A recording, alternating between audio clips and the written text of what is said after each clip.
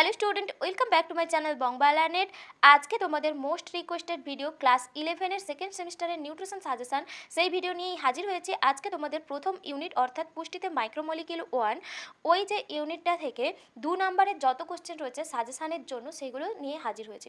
তো তোমাদেরকে আমি পুরো ভিডিওটাতে কোশ্চেন বলার সাথে সাথে অল্প অল্প করে উত্তরগুলো ডিসকাস করে যাব। আশা করি ভিডিওটা তোমাদের জন্য হেল্পফুল হবে, সেজন্য তোমাদেরকে বলবো স্কিপ না করে পুরো ভিডিওটা দেখো। আর ভালো লাগলে অবশ্যই লাইক করো, কমেন্ট করো এবং শেয়ার করতে ভুলে যেও না, কারণ তোমাদের লাইক কমেন্ট শেয়ারই কিন্তু আমাকে মোটিভেশন যোগায় তোমাদের জন্য নতুন নতুন ভিডিও বানানোর জন্য। তো চলো দেখে নিই সিরিজটাতে কী কী প্রশ্ন রয়েছে। এখানে আমি মোস্ট ইম্পর্টেন্ট কিছু প্রশ্ন দিয়েই সাজিয়েছি যেগুলো তোমাদের বারে বারে পরীক্ষায় আসে। তো সেজন্য তোমাদেরকে বলবো এই কোশ্চেনগুলো কিন্তু তোমরা খাতায় লিখে এখন থেকে রেডি করে রাখো পরীক্ষার জন্য। দেখো প্রথম প্রশ্ন কি রয়েছে, ভিটামিন কাকে বলা হয়? ভিটামিন কাকে বলা হয়? যে সমস্ত জৈব উপাদান আমাদের খাদ্যে সামান্য পরিমাণে উপস্থিত থাকে কিন্তু আমাদের জীবের স্বাভাবিক পুষ্টি, বৃদ্ধি এবং রোগ প্রতিরোধে সাহায্য করে, তাকেই আমরা ভিটামিন বলি। তো এই যে ভিটামিন, আমাদের ভিটামিন যদি আমরা দেখি, দু ধরনের ভিটামিন পাওয়া যায়, একটা জলে দ্রাব্য আর একটা ফ্যাটে দ্রাব্য ভিটামিন। আশা করি তোমরা এগুলো সবাই জানো। এই যত ভিটামিন রয়েছে প্রত্যেকটা ভিটামিনের রাসায়নিক নাম ভালো করে তোমরা করে যাবে। যদি তোমরা না পারো বা না পাও, কেউ হয়তো কারোর কাছে বই নেই, আমাকে জানাবে, আমি তোমাদেরকে সমস্ত ভিটামিনের রাসায়নিক নাম লিস্ট করে আমার বংবা আইল্যান্ডের টেলিগ্রাম চ্যানেল রয়েছে ওখানে দিয়ে দেবো। তোমরা যদি চাও আমাকে অবশ্যই কমেন্টে জানাবে কিন্তু। তো দেখো তাহলে ভিটামিন কাকে বলে এখানে করলে। আরেকটা কথা এখানে বলে রাখি, ভিটামিন, এই ভিটামিন শব্দটি বলেছিলেন বা ভিটামিন নামকরণ করেছিলেন প্রথম বিজ্ঞানী কাশ্মীরি ফ্রাঙ্ক।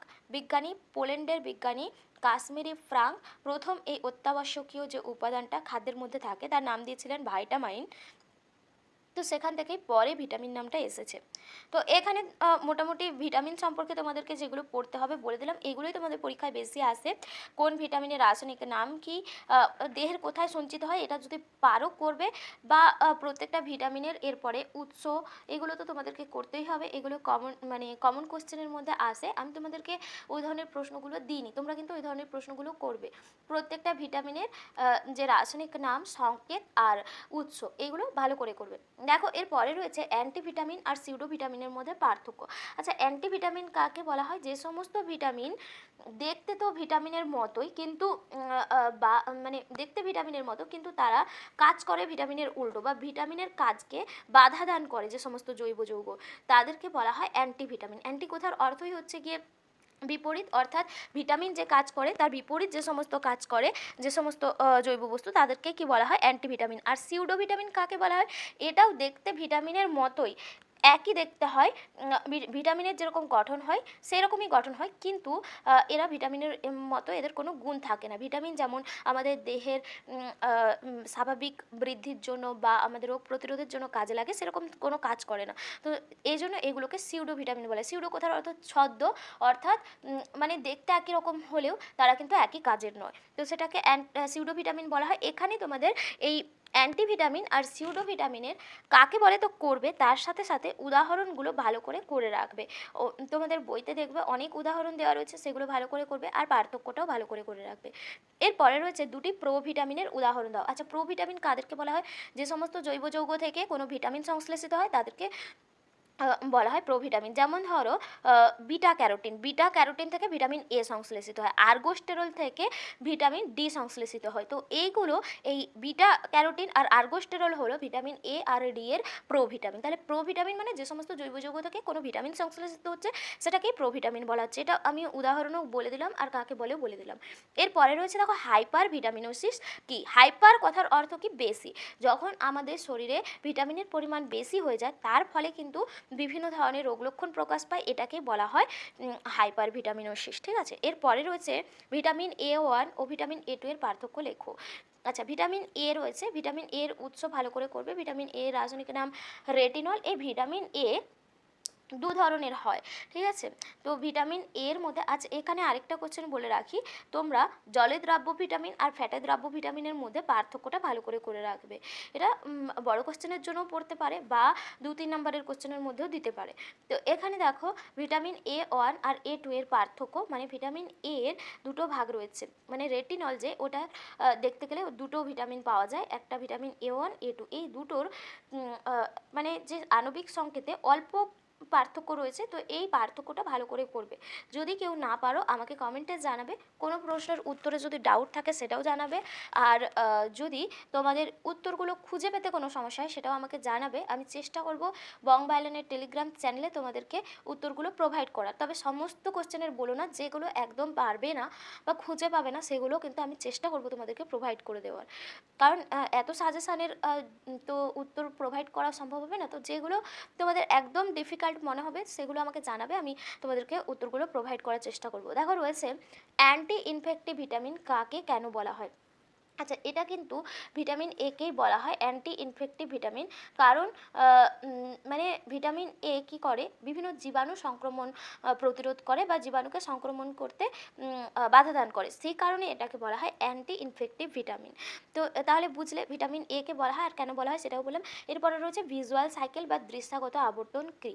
তো ভিজুয়াল সাইকেল কাকে বলা হয়, যখন আমরা উজ্জ্বল আলোতে থাকি তখন আমাদের রোডোপসিন যে চক্র থাকে সেগুলো রোডোপসিন চক্রটা বিঘ্নিত হয়। উজ্জ্বল আলোতে আমাদের রোডোপসিন বিশ্লেষিত হয়ে গিয়ে রোডোপসিন যে চক্রটা থাকে সেটা বিঘ্নিত হয়ে যায়। তার ফলে যখন আলোতে পুনরায় আসে সেই ভিটামিন এ আর অপসিন প্রোটিন অণু মিলিত হয়ে রোডোপসিন সংশ্লেষিত হয়। এই যে পর্যায়ক্রমিক আবর্তনকে ভিজুয়াল সাইকেল বা দৃশ্যাগত আবর্তন বলা হয়। অর্থাৎ উজ্জ্বল আলোতে থাকলে দেখবে আমরা উজ্জ্বল আলো থেকে হঠাৎ করে কম আলোতে প্রবেশ করলে আমরা কিছুক্ষণ কিছু দেখতে পাই না। এই যে সময়টা যেখানে উজ্জ্বল আলোতে রোডোপসিন চক্রটা বন্ধ ছিল, তারপরে কি রোডোপসিন চক্রটা আবার চালু হলো, এই যে পদ্ধতিটা, এর মধ্যে যে মানে আমাদের দৃশ্যের যে পরিবর্তন ঘটে সেটাকেই দৃশ্যাগত আবর্তন বা ভিজুয়াল সাইকেল বলা হয়। এরপরে রয়েছে দেখো নিকটালোপিয়া কি। নিকটালোপিয়া মানে রাতকানা রোগ। ভিটামিন এর অভাবে যখন রেটিনাল মানে যকৃতে রেটিনাল সঞ্চিত হয়, তো রেটিনালের পরিমাণ যখন কমে যায় তখন রোডোপসিন সংশ্লেষিত হতে পারে না, আর কোনো ব্যক্তি আবছা আলোতে দেখতে পায় না। এটাকে বলা হয় কি নিকটালোপিয়া বা রাতকানা রোগ। এরপরে রয়েছে বিটট স্পট।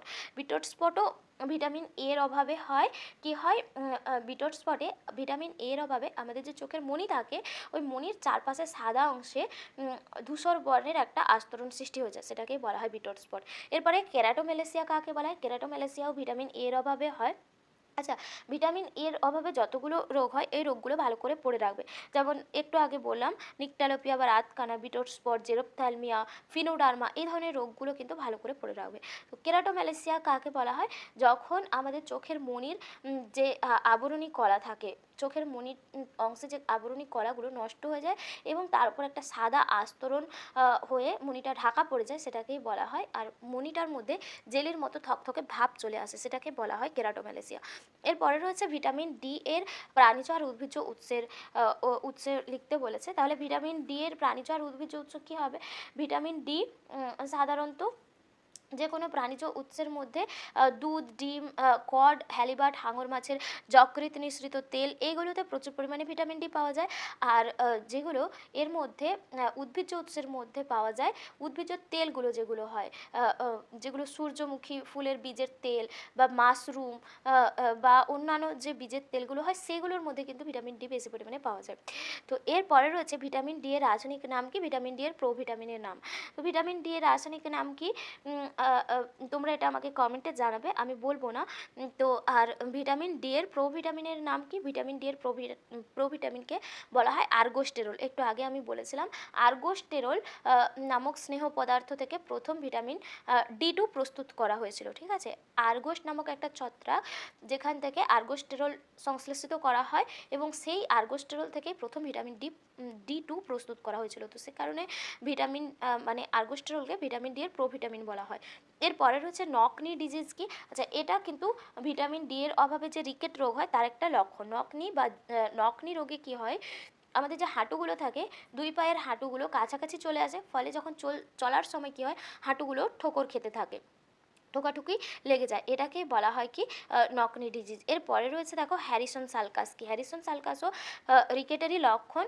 বুকের যে পাঁজর থাকে সেই পাঁজরটা ভেতরের দিকে ঢুকে গিয়ে লম্বা খাঁজের মতো সৃষ্টি হয়ে যায়, এটাকেই বলা হয় কি হ্যারিসন সালকাস। এরপরে রয়েছে অস্টিওম্যালেসিয়া এবং অস্টিওপোরোসিসের মধ্যে পার্থক্য। এই কোশ্চেনটা ভালো করে করবে। অস্টিওম্যালেসিয়া আর অস্টিওপোরোসিসের মধ্যে পার্থক্য। এখানে দেখো, অস্টিওম্যালেসিয়া কথার অর্থ হচ্ছে হাড় নরম হয়ে যাওয়া, আর অস্টিওপোরোসিসের কথার অর্থ, পোরোসিস মানে ছিদ্র হয়ে যাওয়া, মানে হাড়ে ছিদ্র হয়ে যাওয়া। তো এখানে তোমরা এটা ভিটামিন ডি এর অভাবেই দুটো রোগ দেখা যায়। তোমরা এর যে লক্ষণগুলো কী কী বা এদের এই মানে আর এদের কারণ কী হয়, এগুলো ভালো করে পার্থক্য করে নেবে। এরপরে রয়েছে লুজার বোন ও কাইপোফাইসিস কি। দেখো, লুজার বোন কি, ক্যালসিয়ামের ঘাটতি থাকলে কি হয়, ডিক্যালসিফিকেশনের ফলে অস্থি হালকা নরম হয়ে যায়, সেটাকে লুজার বোন বলা হয়। আর কাইপোফাইসিস কি, আমাদের অস্থি আর মাংসপেশির যে দুর্বলতা দেখা যায় যখন, তখন মেরুদণ্ড বেঁকে যায়, এটাকে বলা হয় কাইপোফাইসিস। এরপরে রয়েছে, দেখো পরের কোশ্চেনটা, কোন ভিটামিনকে কেন অ্যান্টি স্টেরিলিটি ভিটামিন বলা হয়। আচ্ছা, অ্যান্টি স্টেরিলিটি বা বন্ধ্যাত্ব বন্ধ্যাত্ব হরণকারী যেটাকে বলা হয় ভিটামিন, বা বন্ধ্যাত্ব প্রতিরোধী ভিটামিন বলা যেতে পারে, বন্ধ্যাত্ব হরণকারী নয়, সরি, বন্ধ্যাত্ব প্রতিরোধী ভিটামিন বলা হয়, ভিটামিন ই কে বলা হয়।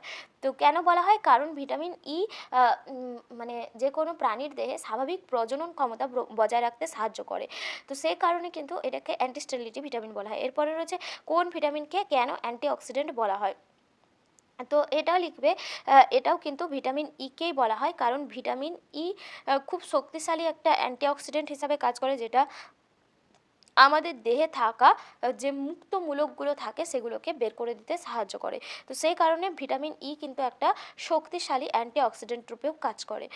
তো এগুলো একটু ভালো করে আমি ছোট ছোট করে ডিসকাস করে যাচ্ছি, তোমরা এগুলো একটু ভালো করে নেবে। দেখো, এরপরে রয়েছে ক্রিয়েটিনিউরিয়া কী। তো ক্রিয়েটিনিউরিয়া কি, এটা 2 নম্বরের কোশ্চেনের জন্য করবে। কি হয়, ভিটামিন ই এর অভাবে অনেক সময় অঙ্গ সঞ্চালন ব্যাহত হয়, আর মূত্রে উপস্থিত ক্রিয়েটিনিনের মাত্রা বৃদ্ধি পায়, এটাকেই বলা হয় ক্রিয়েটিনিউরিয়া। এরপরে রয়েছে অ্যান্টি হিমোরেজিক ভিটামিন কাকে কেন বলা হয়, ভিটামিন কে কে বলা হয়। ভিটামিন কে এর রাসায়নিক নামটা আমাকে কমেন্টে জানাবে। তো ভিটামিন কে কে বলা হয় কারণ ভিটামিন কে আমাদের যে শরীরে কোনো জায়গায় যদি কেটে যায়, সেই জায়গা থেকে যখন রক্ত পড়ে, সেই রক্ত তঞ্চনকারী পদার্থ হিসাবে ভিটামিন কে কিন্তু গুরুত্বপূর্ণ ভূমিকা পালন করে। তো সেই কারণে ভিটামিন কে এর অভাবে আমাদের রক্ততঞ্চন প্রক্রিয়া শেষ হতে দেরি হয় বা রক্ততঞ্চন প্রক্রিয়া ব্যাহত হয়, সেই কারণে এটাকে অ্যান্টি হিমোরেজিক ভিটামিন বলা হয়। তো এরপরে রয়েছে জারণমূলক পীড়ন বা অক্সিডেটিভ স্ট্রেস কাকে বলা হয়। ভালো করে করবে, এই কোশ্চেনগুলো কিন্তু খুবই ইম্পর্টেন্ট কোশ্চেন রয়েছে। এরপরে রয়েছে, দেখো প্রোস্থেটিক গ্রুপ কাকে বলা হয়। প্রোস্থেটিক গ্রুপ কাকে বলা হয়, যে সমস্ত অপ্রোটিন অংশ, মানে অপ্রোটিন পদার্থ উৎসেচকের সঙ্গে যুক্ত থাকে, উৎসেচকের প্রোটিন অংশের সঙ্গে বা অ্যাপোএনজাইমের সঙ্গে যুক্ত থাকে, তাকে বলা হয় প্রোস্থেটিক গ্রুপ। এর মধ্যে এফএমএন, এফএডি এগুলো পড়ে। এরপরে রয়েছে অ্যান্টি নিউরাইটিক ভিটামিন কাকে বলা হয়। তো কেন বলা হয়, এটাও ভালো করে করবে, অ্যান্টি নিউরাইটিক ভিটামিন। এরপরে রয়েছে থায়ামিন বাঁচোয়া, থায়ামিন বাঁচোয়া কাজ কাকে বলা হয়। আচ্ছা, এই যে অ্যান্টি নিউরাইটিক ভিটামিন কিন্তু থায়ামিনকেই বলা হয়, মানে ভিটামিন বি1কে বলা হয়, কারণ এই ভিটামিন বি1-এর অভাবে নিউরাইটিস রোগ হয়, ঠিক আছে। শিশু বলছি, সরি, পাখিদের যে নিউরাইটিস রোগ হয় সেটা কিন্তু এর এর কারণে হয়, ভিটামিন বি1-এর কারণে। তো সেই কারণে এটাকে অ্যান্টি নিউরাইটিক ভিটামিন বলা হয়। এরপরে রয়েছে, দেখো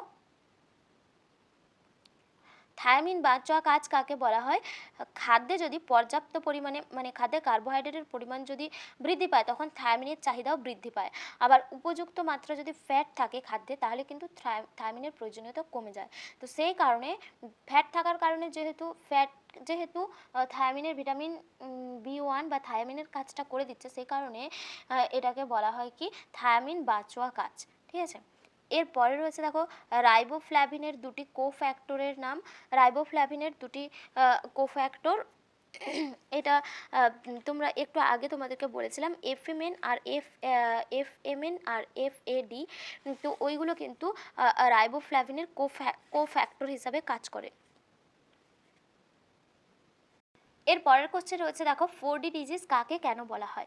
পেলেগ্রা রোগকে 4D ডিজিজ বলা হয় কারণ পেলেগ্রা রোগটিতে 4টা ডি রয়েছে। মানে পেলেগ্রা রোগের লক্ষণে দেখা যায় প্রথমে কি হয়, চর্মরোগ বা ডার্মাটাইটিস দেখা যায়, তারপরে ডায়রিয়া বা উদরাময় দেখা যায়, আর ডিমেনশিয়া বা স্মৃতিলোপ পায়, এবং শেষ পর্যন্ত ডেথ বা মৃত্যু। এই 4টা ডি মিলিয়ে মানে পেলেগ্রা রোগের এই 4টা উপসর্গ দেখা যায় বলে এটাকে 4D ডিজিজ বা 3D ডিজিজও অনেক সময় বলা হয়। তো এরপরে দেখো এখানে বলেছে ক্যাজাল কলার বা ক্যাজাল নেকলেস কি? তো ক্যাজাল কলার বা ক্যাজাল নেকলেস রোগটা কি হয়, যখন আমাদের পেলেগ্রা রোগ দেখা যায়, পেলেগ্রা রোগের রোগীদের কি হয়, অনেক সময় গলার দুপাশে লালচে কালো ভাব দেখা যায়, মানে র্যাশ টাইপের বেরিয়ে যায়, যেগুলো চুলকানি এবং জ্বালার অনুভূতি দেয়।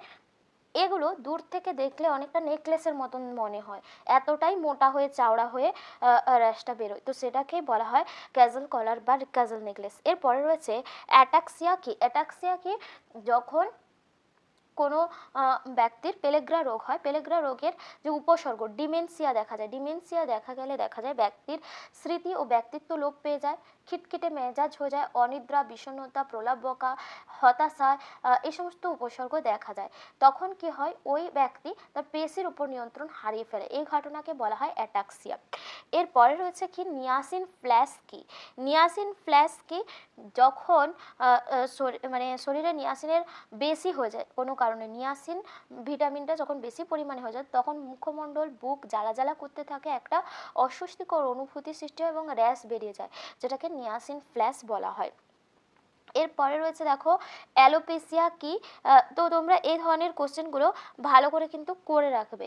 অ্যালোপেসিয়া কি? এরপরে রয়েছে দেখো অ্যালোপেসিয়াটা কি, অকালে অনেক সময় কি হয়, চুলের বিভিন্ন অংশে মাথার চুল সাদা সাদা হয়ে যায়। এছাড়া গায়ের যে লোমে বিভিন্ন ধরনের গায়ের মুখে লোম থাকে, ভ্রুর চুল থাকে, এগুলো ঝরে পড়তে থাকে, এটাকে অ্যালোপেসিয়া বলা হয়। এরপরে রয়েছে বার্নিং ফিট সিনড্রোম কি? পায়ের তলা অনেক সময় জ্বালা হয়, প্রদাহের মতো ব্যথা অনুভব হয়, এটাকে বার্নিং ফিট বলা হয়। এরপরে রয়েছে দেখো পিপি ফ্যাক্টর কি? আচ্ছা, PP factor pellagra preventive factor, vitamin নিয়াসিনকে বলা হয়, নিয়াসিন যে ভিটামিন সেটাকে বলা হয় পেলেগ্রা প্রিভেন্টিভ ফ্যাক্টর। ভিটামিন মানে নিয়াসিন ভিটামিনটা পর্যাপ্ত পরিমাণে যদি শরীরে থাকে সেক্ষেত্রে কিন্তু পেলেগ্রা রোগ হয় না, সেই জন্য সেটাকে পেলেগ্রা প্রিভেন্টিভ ফ্যাক্টর বলা হয়। এরপরে রয়েছে কোন ভিটামিন ভিটামিন এম নামে পরিচিত? তো এখানে তোমরা বলবে ফোলিক অ্যাসিড বা যেটা হচ্ছে কি ভিটামিন বি9, ফোলিক অ্যাসিড বা ভিটামিন বি9 এটা কিন্তু ভিটামিন এম নামে পরিচিত। তো এর রাসায়নিক নাম কি? তাহলে এক্ষুনি বলে দিলাম, ভিটামিন বি9 এর রাসায়নিক নাম ফোলিক অ্যাসিড, যেটা ভিটামিন এম নামে পরিচিত। এরপরে রয়েছে মেগালোব্লাস্টিক অ্যানিমিয়া, ভিটামিন বি12 এর অভাবে যে অ্যানিমিয়া রোগ দেখা যায় সেটাকে বলা হয় মেগালোব্লাস্টিক অ্যানিমিয়া। স্পাইনা বাইফিডা কি? স্পাইনা বাইফিডা রোগ এটা কিন্তু খুব গুরুত্বপূর্ণ একটা রোগ। তো কি হয়, গর্ভবতী মহিলাদের যদি ফোলিক অ্যাসিডের অভাব দেখা যায় তখন গর্ভের মধ্যে যে ভ্রূণ থাকে তার নিউরাল টিউব ঠিকঠাক মতো তৈরি হয় না, নিউরাল টিউবের জটিলতা সৃষ্টি হতে পারে। এর ফলে শিশুদের মধ্যে যে রোগটা দেখা যায় জন্মগত ত্রুটি, সেটাকেই বলা হয় স্পাইনা বাইফিডা। ঠিক আছে, এরপরে রয়েছে দেখো কোন ভিটামিনকে বায়োফ্ল্যাভোনয়েড হিসাবে গণ্য করা হয়, এর রাসায়নিক নাম কি? আচ্ছা, বায়োফ্ল্যাভোনয়েড হিসাবে গণ্য করা হয়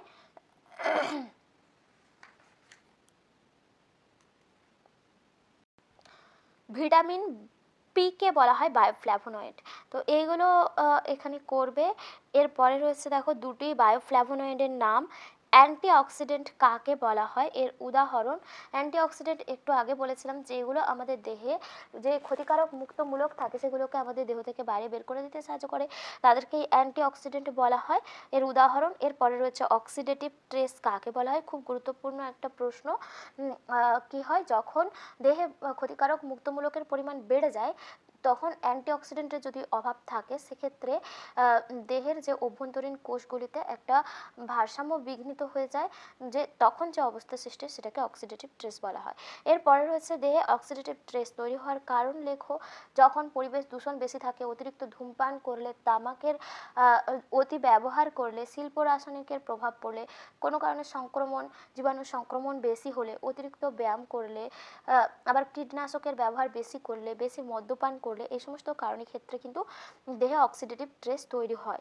এরপরে রয়েছে নিউট্রাসিউটিক্যালের সংজ্ঞা লেখো। উদাহরণ দাও। খুব গুরুত্বপূর্ণ একটা প্রশ্ন। নিউট্রাসিউটিক্যাল, এই নিউট্রাসিউটিক্যাল দুটো শব্দ থেকে এসেছে, একটা নিউট্রিশন আর একটা ফার্মাসিউটিক্যাল। তো এখান থেকে নিউট্রিশন আর ফার্মাসিউটিক্যাল দুটো কথাকে যোগ করলে যেটা পাওয়া যায় সেটা হচ্ছে গিয়ে প্রতিরোধমূলক চিকিৎসা পদ্ধতি, যেটা নিউট্রিশন মানে স্বাস্থ্যের জন্য প্রয়োজন আর রোগের প্রতিকার। তো এইটাকে নিউট্রাসিউটিক্যাল অ্যাকচুয়ালি রোগ প্রতিরোধমূলক চিকিৎসা পদ্ধতিকেই নিউট্রাসিউটিক্যাল বলা হয়। তো নিউট্রাসিউটিক্যাল হলো এমন পদার্থ যা খাদ্যের মাধ্যমে বা খাদ্যের কোনো অংশবিশেষের মধ্যে থাকে যেটা রোগ প্রতিরোধ করতে সক্ষম, কোনো রোগের চিকিৎসায় বিশেষভাবে ব্যবহার করা হয়, সেটাকে নিউট্রাসিউটিক্যাল বলা হয়। তো এর উদাহরণ লিখবে resveratrol, alpha carotene, beta carotene, collagen, zeaxanthin, flavones, phenol, FOS, lactobacillus, এগুলো সব কিন্তু নিউট্রাসিউটিক্যালের মধ্যে পড়ে।